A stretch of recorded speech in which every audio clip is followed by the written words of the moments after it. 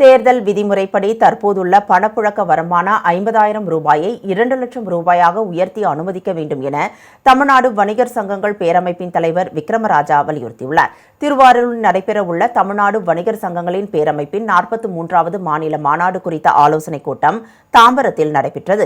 இதையடுத்து செய்தியாளர்களை சந்தித்த விக்ரமராஜா, தேர்தல் நேரத்தில் ஆட்சியாளர்கள் வணிகர்களின் தேவையை கேட்டறிந்து அதற்கேற்ப விதிமுறைகளை வகுக்க வேண்டும் என தெரிவித்தார். அதிகாரிகள் மேற்கொள்ளும் சோதனைகளால் வணிகர்கள் பெரிதும் பாதிக்கப்பட்டுள்ளதாக அவர் கூறினார்.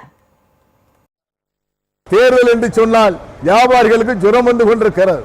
இதை தேர்தல் அதிகாரிகள் எங்களை ஆட்சியாளர் கூட்டத்திலே வியாபாரிகளுக்கு என்னென்ன வேண்டும் என்பதை கேட்டு தெரிந்து அதற்கு தகுந்த சட்ட விதிகளை மாற்றம் செய்ய வேண்டும்.